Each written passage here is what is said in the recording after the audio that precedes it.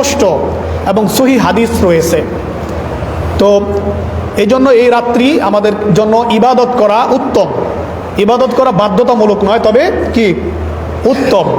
বাধ্যতামূলক হচ্ছে মুসলমানদের জন্য 5 ওয়াক্ত নামাজ পড়া, তারপরে ফরজ যে বিষয়গুলো রয়েছে, ফরজ আবশ্যকীয় পালনীয় ফরজ এবং ওয়াজিব, সেই ফরজ এবং ওয়াজিবের মধ্যে আজকের রাত্রের ইবাদত না। কিন্তু আল্লাহর রসুলের আমল থেকে এবং তার হাদিস থেকে এটা প্রমাণিত যে এই রাতটা অত্যন্ত ফজিলতপূর্ণ। যেমন আমি যে হাদিসটি আপনাদের সামনে শুরুতে বলেছি, এই হাদিসটি ইবনে মাজা, মিশকাত শরীফ, আবু দাউদ এবং আরও অনেক সহি গ্রন্থের ভিতরে সহি সনদে বর্ণিত হয়েছে। এখানে আবি মুসা আশআরী রাদিয়াল্লাহু তাআলা আনহু থেকে বর্ণিত, তিনি বলতেছেন আল্লাহর রাসূল সাল্লাল্লাহু আলাইহি সাল্লাম বলেছেন, ইন্নাল্লাহা লা ইয়াত্তালিউ ফি লাইলাতান নিসফি মিন শাবান। আল্লাহর রাসূল বলেছেন, নিশ্চয় আল্লাহ তাআলা নিসফে শাবানের রজনীতে, ফি লাইলাতিন নিসফি মিন শাবান, শাবানের মধ্য রজনীতে অর্থাৎ 14 তারিখ দিবাগত রাত্র 15তম রাত্রিতে আল্লাহ তাআলা আসমানের মধ্যে অবতরণ করেন। সুবহানাল্লাহ বলেন না সবাই একবার। লা ইয়াত্তালিউ, আল্লাহ তাআলা উদিত হন মানে আগমন করেন আসমানের মধ্যে, প্রথম আসমানের মধ্যে আগমন করেন এবং তিনি কি করেন, ফায়াগফিরু লিজামিই খালকিহি, দুনিয়াতে যত মাখলুক রয়েছে, দুনিয়াতে যত মানুষ রয়েছে, সব মানুষকে আল্লাহ তাআলা এই রাত্রে ক্ষমা করে দেন। সুবহানাল্লাহ।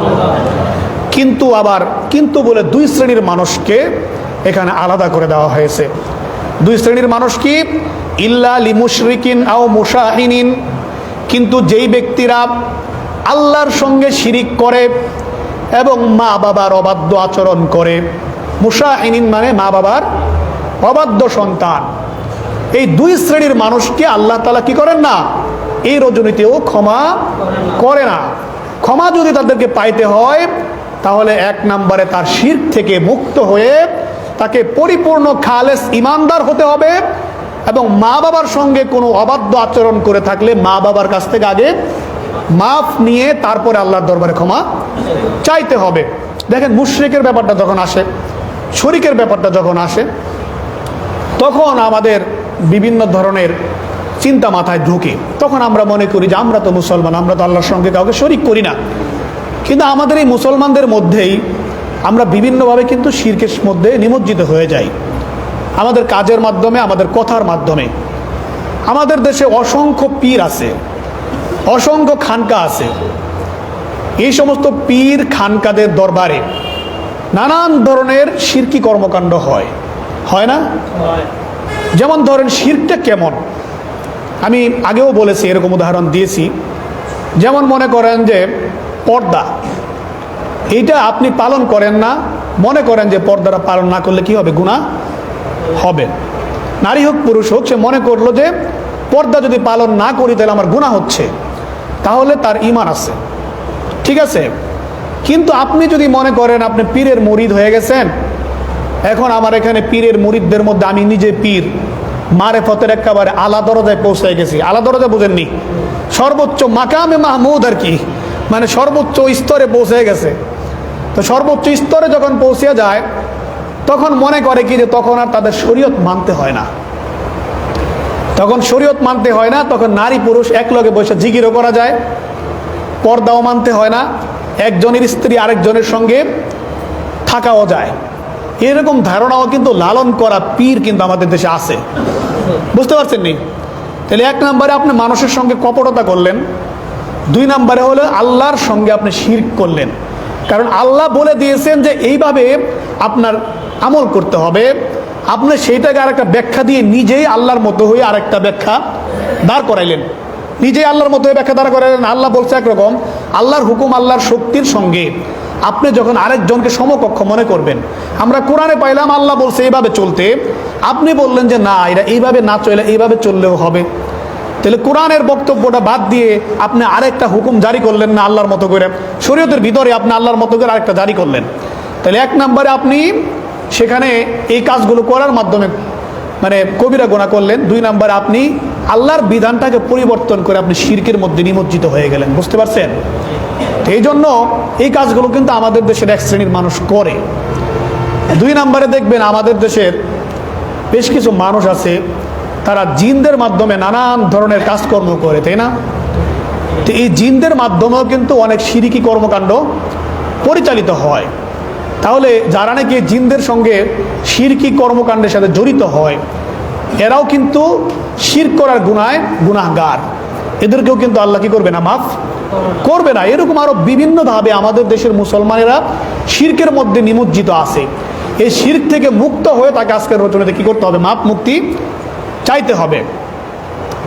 তো এই রজনীর ব্যাপারে আমাদের যে আমলগুলো করা দরকার সেটা হচ্ছে, এই রাত্রিতে নামাজ পড়ার ক্ষেত্রে কোনো ধরাবাঁধা নিয়ম নাই। আপনি যেভাবে যা পারেন নফল নামাজ পড়বেন।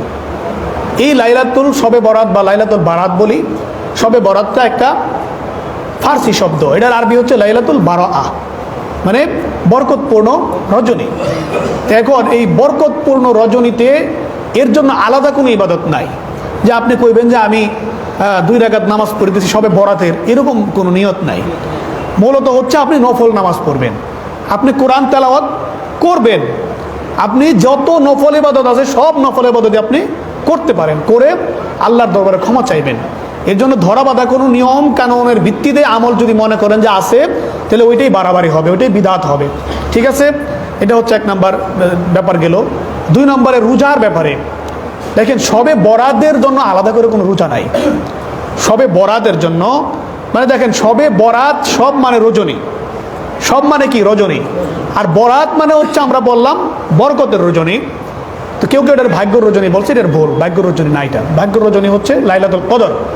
তো এখন এই শবে বরাতটা, এখানে যে শব্দটা ব্যবহার করা হয়েছে হাদিসের মধ্যে, লাইলাতুন নিসফি মিন শাবান, মানে শাবানের 14তম, মানে 14তম দিবাগত 15তম রজনী। এই রজনীর কথা বলা হয়েছে। আল্লাহ তাআলা সবাইকে কি করে দেবেন? ক্ষমা করে দিবেন। কিন্তু এখানে তো দিনের কথা বলা হয় নাই, বলা হচ্ছে কি রাত্রের কথা। রাত্রে কি মানুষ রোজা রাখে নাকি বলেন? রাত্রে তো কোনো রোজা নাই। এই জন্য শবে বরাতের রোজা এই কথাটাই ভুল। মানে শবে বরাতের রোজা মানে হয় কি? মানে শবে বরাতের রাতের রোজা, মানে 15 তারিখ রাত্রের রোজা, এটা হয়। এই শব্দটাই ভুল। তো এই জন্য শবে বরাতের জন্য আলাদা করে কোনো কি নাই? রোজা নাই। কিন্তু এটাকে উড়িয়ে দেওয়াটাও সমীচীন নয়। সমীচীন নয় কেন? আমি গত জুমায় আলোচনা করেছিলাম, আল্লাহর রাসূল কি করতেন? এই শাবান মাসে অধিক পরিমাণ রোজা রাখতেন। আল্লাহর রাসূলের স্ত্রী আয়েশা রাদিয়াল্লাহু তাআলা আনহা বলছেন যে আল্লাহর রাসূল এই সবে কি বলে, এই শাবান মাসে শুধুমাত্র লাস্টের দিকে কয়েকদিন ছাড়া পুরো মাসে তিনি কি করতেন? রোজা রাখতেন। আল্লাহ রাসূলের অসংখ্য হাদিসের মধ্যে প্রমাণিত তিনি আইয়ামে বীজের রোজা রাখতেন। আইয়ামে বীজটা হচ্ছে কি? আইয়ামে বীজটা হচ্ছে 13, 14, 15 প্রত্যেক আরবি মাসের। এই 3 দিন তিনি প্রতি মাসে রোজা রাখতেন। আর একটা হাদিসও আছে যে যেই ব্যক্তি নাকি এই রজনীতে ইবাদত করবেন এবং দিনের বেলায় রোজা রাখবেন, তাকে আল্লাহ তাআলা সব গুনাহ মাফ করে দিবেন। এই হাদিসটা অধিকাংশ মুহাদ্দিসিনে কেরামের মতে এই হাদিসের সনদটা দুর্বল, মানে এই হাদিস দ্বারা কি করা যায় না? দলিল গ্রহণ করা যায় না। কিন্তু যখন একটা দুর্বল হাদিসের সমর্থনে অনেকগুলো কি পাওয়া যায়? সহিহ হাদিস পাওয়া যায়, তখন ওইটা আমল করা যায়। দলিল হিসাবে ওয়াজিব সাব্যস্ত হয় না, কিন্তু ওইটা আমল করা যায়। সেই জন্য আমাদেরকে এই রজনীতে আমরা একটা রোজা রাখবো না, কমপক্ষে 2-3টা রোজা রাখার আমরা চেষ্টা করব এই দিনটাকে কেন্দ্র করে। যেহেতু আল্লাহর রাসূল এই মাসে রোজা রাখতেন এবং 3 দিন তিনি রোজা রাখতেন, তার সুন্নাহর মধ্যেই পড়ে। এই 3 দিন রোজা রাখা তার সুন্নাহর মধ্যে পড়ে, এবং তিনি শাবান মাসে বেশি রোজা রাখতেন। সেজন্য এই মাসে বেশি বেশি রোজা রাখার নিয়তে আমরা এই সময় যদি রোজা রাখি, এতে কোনো কি নাই? বিদাত হওয়ার কোনো সম্ভাবনা নাই। সওয়াব অবশ্যই হবে, এবং আল্লাহর রাসূলের ওই হাদিসের আলোকে যদি আল্লাহ তাআলা ক্ষমা করে দেন, তাহলে তো আমরা ক্ষমা পেয়ে যাচ্ছি, তাই না? এই জন্য আমরা যারা রোজা রাখবো, আজকে রোজা রাখবো, কালকে রোজা রাখবো, আজকে যারা আছেন তারা তো আসেনি, আগামীকালকে রোজা রাখবো, পারলে আরও একটা রোজা আমরা বেশি করে রাখবো। গত জমায় আলোচনাটা করলে ভালো হতো, কিন্তু আমার মেমোরিতে জিনিসটা না থাকার কারণে আমরা গত জমায় শাবান মাসের ফজিলত নিয়ে কথা বলছি। আজকে এই বিষয়টা আলোচনা হয়ে যাচ্ছে। এটা আগে বললে সুবিধা হতো, অনেকেই রোজা রাখতে পারতো। তো আমরা এই শাবান মাসের এই দিনগুলোতে রোজা রাখার চেষ্টা করব, এবং আজকে রজনীতে আমরা যার যার মতো করে আমরা কি করব?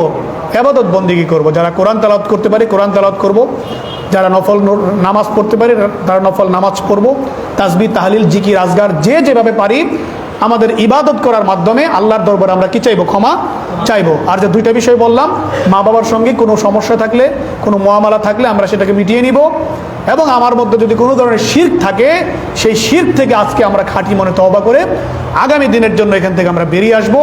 আল্লাহ তাআলা আমাদের সকলকে এই শাবান মাসের এই রজনীটাকে কেন্দ্র করে আমাদের জীবনে সবগুলো গুনাহ মাফ করার তৌফিক দান করুক, এবং সকল প্রকারের বিজাতীয় সংস্কৃতি কাজকর্ম থেকে আমাদেরকে বিরত